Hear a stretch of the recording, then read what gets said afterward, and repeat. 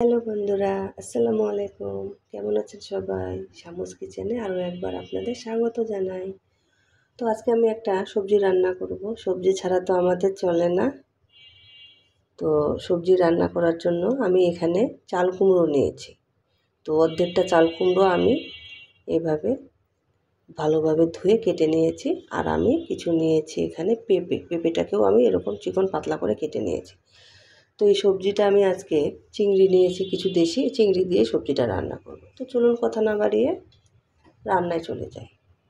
তো আমি একটা কড়াই বসিয়ে দিলাম গ্যাসের উপরে, আর আমি তেল দিয়ে দিচ্ছি। তো আমি এখন পেঁয়াজ দিয়ে দিচ্ছি।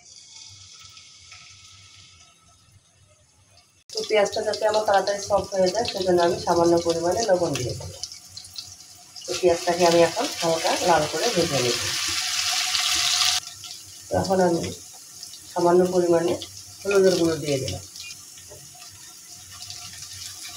তো এখানে আমি এখন 1 চামচ রসুন বাটা দিলাম।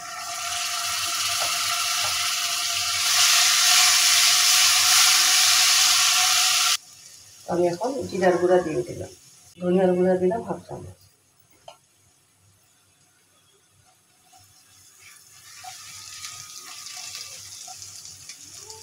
তো মশলাটা আমার কষানো হয়ে গেছে, আমি এখন চিংড়িগুলো দিয়ে দিচ্ছি।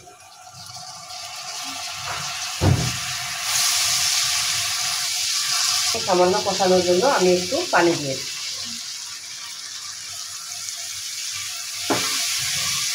এখানে আমি 1/2 চামচ লাল মরিচের গুঁড়া দিলাম,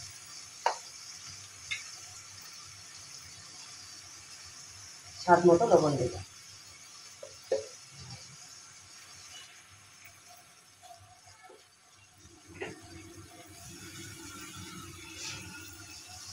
এই চিংড়িটা আমার কষানো হয়ে গেছে, এখন আমি চাল কুমড়োগুলো দিয়ে দিচ্ছি।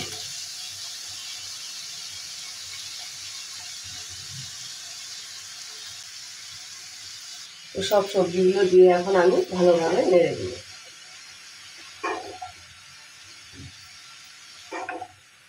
একটা ঢাকনা দিয়ে দেবেন। চুলার আঁচটা আপনারা মিডিয়ামে রাখবেন।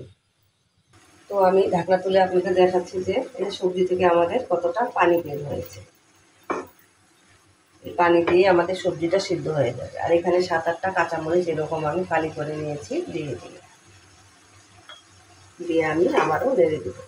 কিছু নেড়ে আমি আবারও ঢাকনা দিয়ে দিচ্ছি। তাহলে আমি কয়েকবার সবজিটা নেড়ে দিয়েছি, পানি অনেকটা শুকিয়ে এসেছে। এই সময় আমি ধনিয়া পাতা দিয়ে দিচ্ছি। আর আপনারা এই সময় লবণটা চেক করে নেবেন। এভাবে চিংড়ি দিয়ে একটু চাল কুমড়া যে কোনো সবজির মধ্যে একটু চিংড়ি দিলে কিন্তু খেতে অসাধারণ লাগে। আর সবজি তো আমাদের লাগেই, প্রতিনিয়ত করতে হয় এটা। যেভাবে করেন না কেন সবজি খেতে কিন্তু অসাধারণ লাগে। সবজি ছাড়া তো আমাদের চলে না। তো সবজিটা কিন্তু আমার প্রায় হয়ে আসছে, আমি এরকমই রাখবো। আপনারা চাইলে আরেকটু টানিয়ে নিতে পারেন, শুকিয়ে নিতে পারেন শুকনো শুকনো করে। আমার কাছে একটু রস রস থাকে সবজিটা, এরকম সবজি খেতে ভালো লাগে। তো আমার সবজিটা হয়ে গেছে, আমি গ্যাসের ফ্লেমটা অফ করে দিচ্ছি। তো আমার সবজি রান্নাটা হয়ে গেছে, আমি একটা সার্ভিং ডিশের মধ্যে নিয়ে নিয়েছি। তো এই সবজিটা খেতে কিন্তু অসাধারণ লাগে। চাল কুমড়ো চিংড়ি দিয়ে এরকম একটা সবজি বানালে, যতই মাছ মাংস খান না কেন সবজি না থাকলে আমাদের তো চলে না।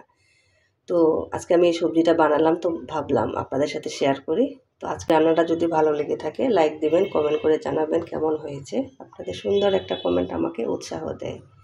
তো এরকম সহজ সহজ রেসিপি পেতে আমার চ্যানেলটিকে সাবস্ক্রাইব করে আমার পাশে থাকবেন। সবাই ভালো থাকবেন। আসসালামু আলাইকুম।